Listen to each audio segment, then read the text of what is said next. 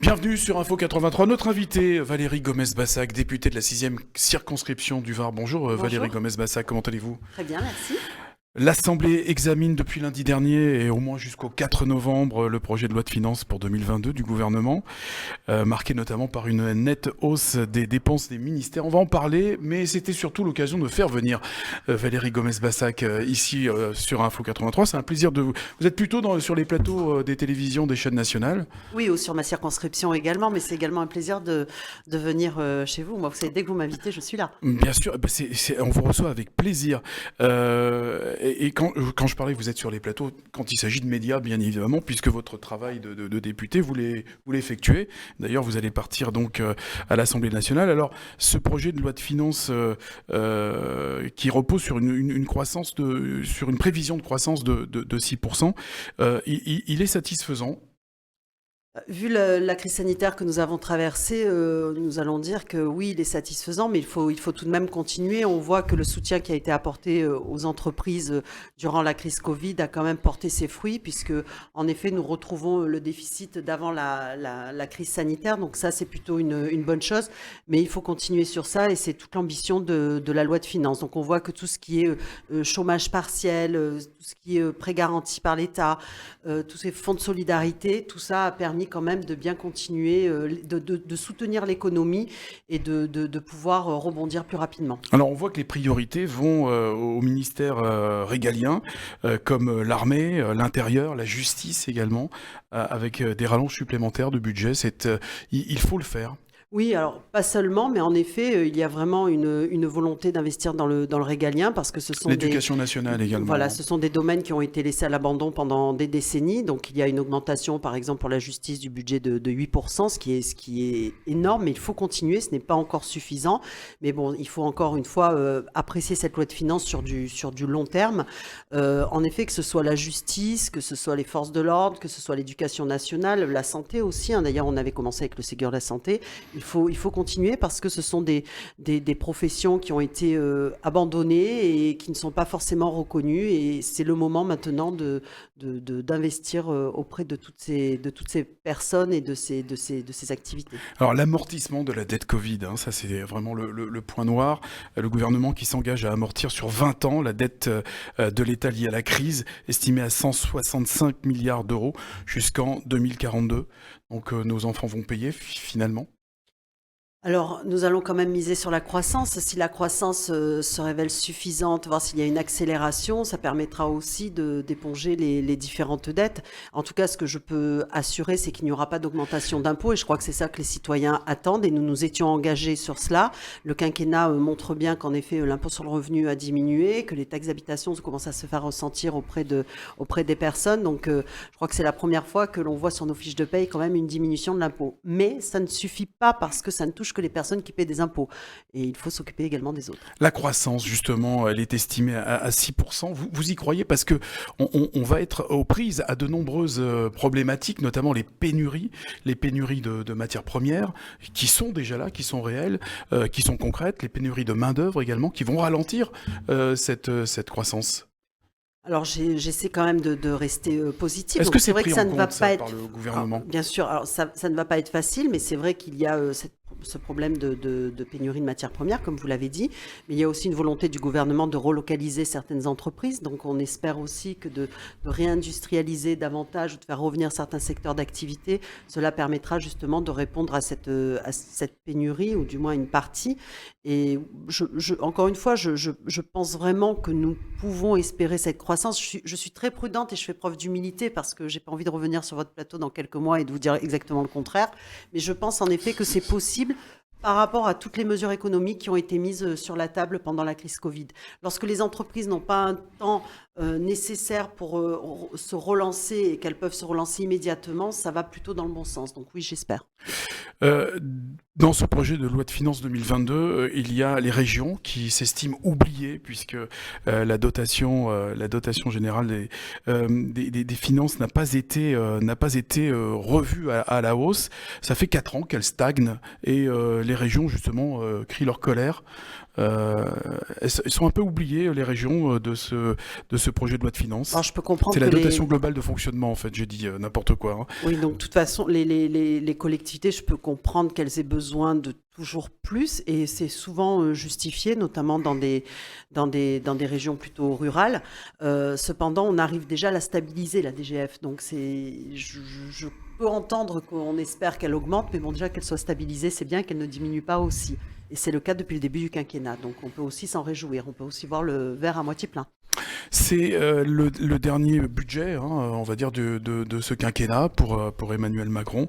2022 sera une autre année. Vous pensez que Emmanuel Macron, vous êtes certaine que Emmanuel Macron va se représenter pour 2022 ? Alors, Est-ce que la question peut se poser ? Est-ce que je suis certaine Disons, oui, elle peut se poser. Je ne vais pas vous dire le contraire. Elle peut se poser. Le président de la République a dit à plusieurs reprises que ce qui compte pour lui avant tout, c'est de bien finir son mandat et de continuer toutes les réformes que nous avons engagées jusqu'au dernier jour de son mandat. Nous, en tant que parlementaires, nous sommes sur la même dynamique, c'est-à-dire que pour l'instant, nous présentons un bilan, nous montrons nos 4 ans de réformes qui ont été adoptées, qui se déploient sur le terrain et qui commencent à avoir des effets bénéfiques. Donc pour l'instant, nous en sommes là. Est-ce que Emmanuel Macron va se représenter ? Écoutez, je le souhaite vivement. Il n'y a aucun doute, de toute façon, chez les députés de la majorité ? Chez les députés, il n'y a aucun doute, mais la décision n'appartient qu'à Emmanuel Macron, donc je ne peux pas parler à sa place, c'est pas possible. Il peut se passer encore beaucoup de choses sur les mois à venir, donc je le souhaite, parce que tout le travail que nous avons fait pendant ces 4 ans serait réduit à néant. Ça serait vraiment dommage de ne pas poursuivre sur les 5 ans à venir, d'autant plus que nous avons quand même été ralentis par la crise Covid, donc je souhaite vraiment qu'il se présente, et voilà, et nous, la majorité, nous serons avec lui à ses côtés pour continuer ce travail. Là, la campagne a démarré, hein, on le voit dans les médias, dans certains médias. Elle part trop vite, la campagne. On part trop tôt. Si on voit, par exemple, Édouard Philippe, c'est un compliment que je lui fais. On voit Édouard Philippe qui lance son mouvement.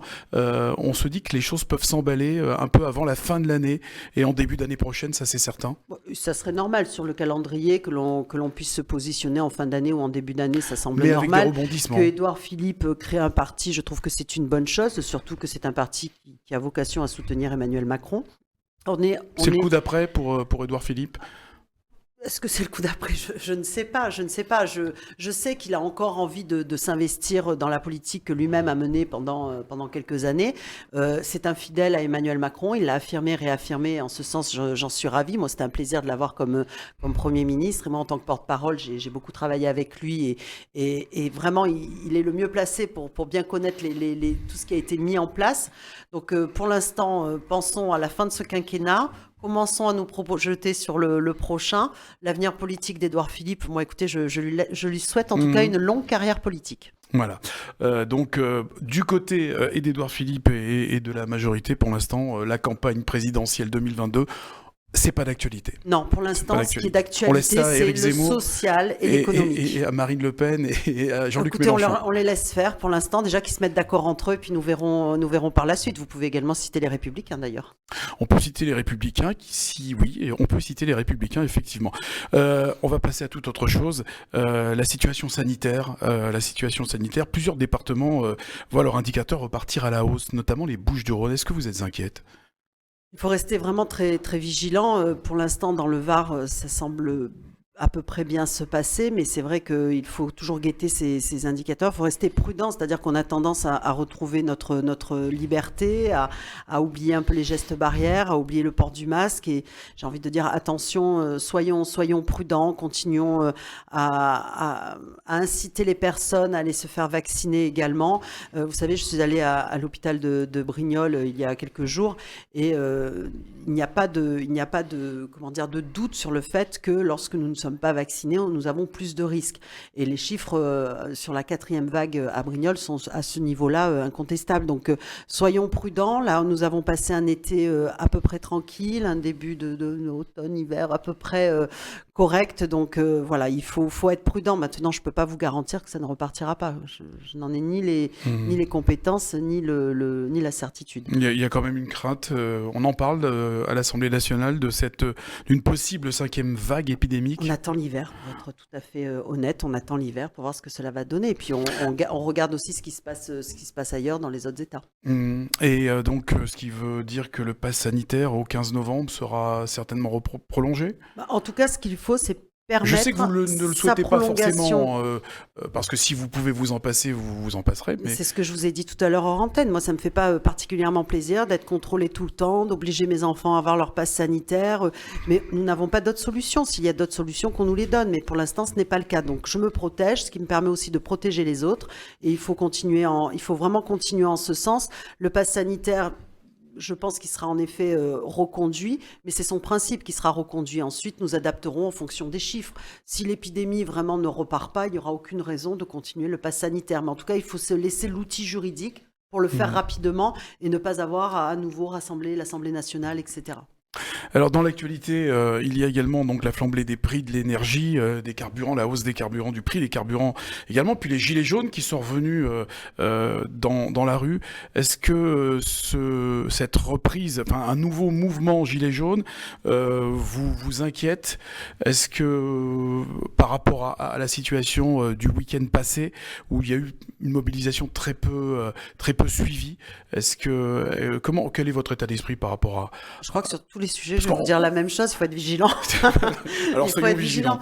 Et oui, parce que j'espère tout de même que toutes les mesures qui sont prises en faveur du pouvoir d'achat commencent à être vues et appréciées. Il faut continuer. Encore une fois, je ne suis pas en train de m'autocongratuler en disant que c'est suffisant, mais il faut continuer en ce sens. Comme vous l'avez dit, il y a au niveau des prix de l'énergie des hausses spectaculaires. Il faut arriver à les limiter au maximum. Bon, c'est ce qui est fait à travers le chèque énergie. Au niveau du carburant, il y a des mesures qui vont être prises. Alors, je ne sais pas encore lesquelles, mais en tout cas, je sais que le gouvernement travaille en ce sens. Je regrette que les Gilets jaunes continuent à être dans la rue parce que le mal est fait sur les petits commerçants, pas sur nous. Et c'est vraiment dommage. C'est-à-dire que nous sommes dans un moment où l'économie repart, où les commerçants ont besoin de travailler, surtout dans les centres-villes. Et chaque week-end, c'est la même chose. Donc même s'ils sont peu nombreux, ça fait beaucoup de mal à l'économie et c'est pas acceptable. Et on n'a pas à prendre en otage comme ça une partie de l'économie. Ou de la même façon, on n'a pas à prendre en otage des permanences, comme ça a été mon cas la semaine dernière. D'accord. Eh bien, écoutez, merci Valérie Gomez-Bassac. Merci à vous. On vous reverra très bientôt sur Info 83. On fera un point comme ça avant la fin de l'année et puis en début d'année où là, les hostilités, je pense, seront lancées pour les prochaines présidentielles. Merci Valérie Gomez-Bassac, Merci à députée vous. de la 6e circonscription. Merci de nous avoir suivis sur Info 83.